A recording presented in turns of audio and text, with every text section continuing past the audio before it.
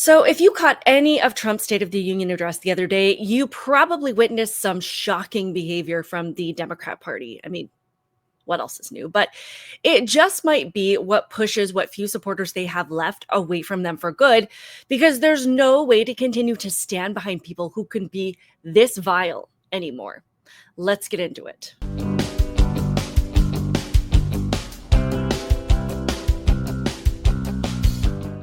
Welcome to my channel, Outspoken Samantha. I appreciate you being here. Do me a couple of favors. Hit the subscribe button and help support my channel and help it to grow. Also, hit the thumbs up button and turn on your notifications so that you never miss out on a conversation like the one we're about to have. We have dealt with a lot from the Democrat Party as they have been running full speed off a cliff over the last few years and trying to take as many people with them as possible.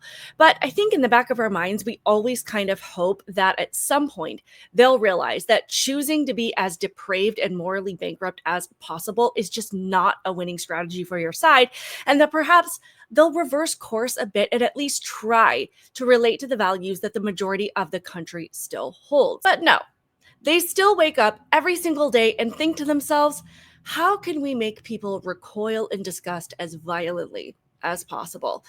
And they succeeded. Again, because making people recoil in disgust is one of the few things that they are still good at. In case you missed it, there were some deeply disturbing antics from these people during Trump's State of the Union address. And this is just more insane behavior that is pushing people away from their party. So during his remarks, he honored several people and families that deserve our respect and support regardless of politics. But even in these cases, the Democrats could not put politics aside and chose to protest just for the sake of protesting. So first, Trump called on a 13-year-old boy named DJ Daniel, who has survived 6 years of fighting cancer. And in order to grant a wish for this boy who has wanted to be a police officer for a long time, he made him an honorary Secret Service agent. So in this article by the Daily Wire, it says President Donald Trump honored DeVarjay or DJ Daniel on Tuesday by making him an honorary Secret Service agent during his address to a joint session of Congress. Daniel, who was diagnosed with brain cancer at the age of 6, has undergone more than a dozen surgeries since, has always dreamed of being a police officer, and was previously sworn in as an honorary deputy chief by a number of law enforcement agencies, including the Birmingham Police Department. And this is what that moment looked like. I am asking our new Secret Service Director, Sean Curran, to officially make you an agent of the United States Secret Service.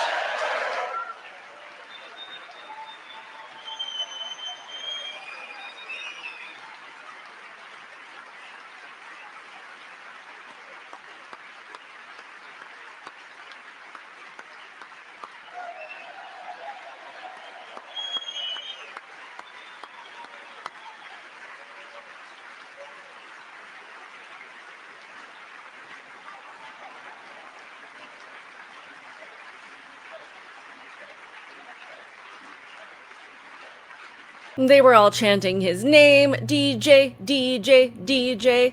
And this kid was clearly thrilled. He just had his dreams come true. And I don't think there was a dry eye in the house. Just kidding. There were several emotionless responses from the Democrats, as not one of them in the Democrat Party stood up for this kid. They sat in their seats, looking annoyed at what was happening. They couldn't even cheer for a kid with brain cancer. Other families that Trump honored were that of Jocelyn Nungare, Laken Riley's mom and sister,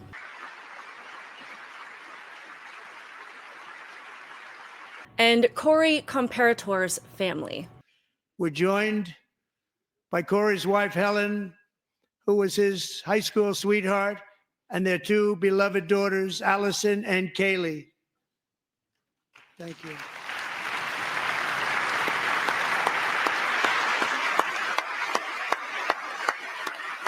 Democrats stayed seated for all of it. They couldn't honor a couple of young women who were murdered by illegal immigrants. They couldn't honor their families, as Trump talked about safety for women. They couldn't honor Corey Comparator's family, who was a man that was shot and killed as a deranged human being tried to take Trump's life last July. Instead, Again, they just sat in their seats. They occasionally clapped, but most of the time they either looked straight ahead or at their phones as they ignored real people standing in front of them who just need support, not based on politics, but based on human decency. But that's right. Democrats have none. And if they think people didn't notice, they're sorely mistaken. This man echoed the sentiments of what a lot of people have said following this little protest of theirs. That's ought to be ashamed of yourself. Now, I generally stay away from politics, but the conduct that I saw last night from the Democratic side of the House of Representatives was reprehensible. Little boy who survived brain cancer, and he gets honored. And what do? Y'all sit with your hands under your legs to keep from clapping. It doesn't matter what side of the aisle you sit on. When a little boy or a child or anybody gets honored like that, you give them the accolades they deserve. You ought to be ashamed. I'm ashamed that I was ever a part of the damn Democratic Party. I used to be a long time ago. I was a registered Democrat. What y'all did last night just made my stomach churn. Here's another one of a former liberal woman echoing the same level of disgust. Never thought that I would be agreeing with something that Donald Trump has said, but here we are. It doesn't matter what I do. I could find the cure for the most deadliest disease, and these people still would not care. They would not stand. They would not. It's almost like they want Donald Trump to fail.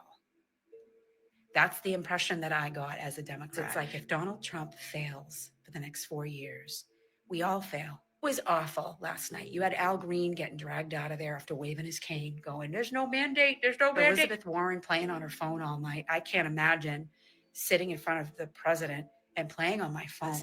Someone came into my comments on the post that I made yesterday, and they said, you didn't leave your party left you. That just, it hit a nerve with me, because this is not the Democratic Party that I have seen in the past. And then one of my personal favorite content creators on TikTok always knows just the right thing to say. You made it want to buckle up, Buttercup, on this one, because what happened this one got me all types of twisted up. But before I get off on my tangent, I do want to say this, especially to that sweet, sweet young man last night, Mr. Little DJ Daniels, our new Secret Service agent. Sweetheart, to watch your face light up the way it did when Mr. President told you you were going to be our next Secret Service agent made my whole entire night. Shoot, it made the rest of my damn year. Congratulations, little buddy. But for the rest of you little dirty MFers who couldn't even get an ounce of energy to stand up for that sweet young man, and that want to take something so sweet and something so innocent and twist it into something disgusting and vile to fit your dumb narratives. I hope that the rest of your lives, you do nothing but step on Legos. I hope that every corner that you come across, it wrecks your damn pinky toe. You guys are the most disgusting, vile human beings that has ever walked the face of this damn earth. You're absolutely worthless. You're disgusting. You're nasty. You're vile. I cannot stand any one of you. I wonder how she really feels. And again, this wasn't about politics. It was about humanity. People on the right were not cheering for DJ Daniel or Laken Riley's family or Jocelyn Nungary's family or Corey Comparator's family because Trump honored them.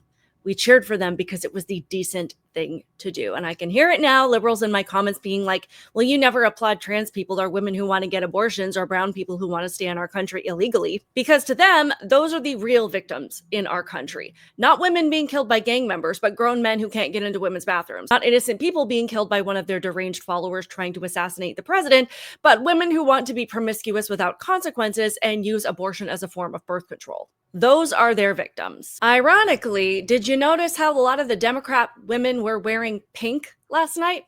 Well, supposedly, this was in demonstration of solidarity to stand in support of women because they want women to think that we're victims because abortion hasn't been made a federal law. I mean, they ran on the lie that Trump was going to sign a federal abortion ban, which has not and will not happen. So you have to wonder what women these people are standing in solidarity with, because despite them swearing up and down for months that women in the US were going to lose all of our rights and we'd be sent to the back to the dark ages and we'd be pretty much locked in our homes and we wouldn't be able to do anything if Trump was elected president, none of that has happened. So the only women who they can even claim are victims right now are men who want to pretend to be women. Those are who they're standing in solidarity with right now. Because in case you missed it, recently the Protection of Women and Girls in Sports Act was put forth in Congress, and every single Democrat voted against it. Not one in favor of it. All of their activism is entirely performative. But I do have to say, Democrats, you just keep doing your thing, because no one is driving people away from your side of the aisle faster than you are. You will be the ones to make sure you never win another election again. And it's not because Trump is a dictator who isn't going to allow any more elections in the future, but because you continually expose how soulless and devoid of humanity you are, and it is beyond obvious. Yes, of course, they're still going to have their supporters and followers because there are always people who thrive on that hate and hostility. So those are the people that are going to gravitate toward the leftist cause. But hostility and division does not resonate with the majority of people. And most people don't want every single thing to be about politics. We need to see the humanity in the people in the movement and the causes that we support. And if we don't see those traits or values in those things, then we tend to abandon them. We don't want to be dragged down into the vat of poison and hostility that Democrats have taken up permanent residence in. We've already seen what their values have done to the minimal number of supporters that they still have left, and most people don't want any part of it because it's embarrassing. Speaking of embarrassing, sometimes the truth accidentally does come out from the Democrats. You don't care about this country, and that is unacceptable if you claim to be the president of the United States. So we are here. We are not going anywhere. We are going to continue to fight back, and we are going to continue to speak lies to his truth, to his stealing, and to his cheating. Oh, I know you will. Ultimately, we can see that whatever Democrats protest has no basis other than being against whatever Trump stands for. It does not matter what it is. As long as it comes from Trump or anyone who supports him, it has to be opposed, even if it's a kid that suffered from cancer. That's why there's no consistency in anything that they protest. They could be in support of something one day, like a secure border or cutting federal spending, but if it comes from Trump, suddenly they are opposed it like they've never opposed anything before. Anyway, that is all I have for you in this one. I would love to hear your thoughts in the comments below. Again, please be sure to hit the thumbs up button. I would love it if you would subscribe and come back to my channel and view more of my videos in the future. Other than that, keep it real, guys, and I will see you in the next one.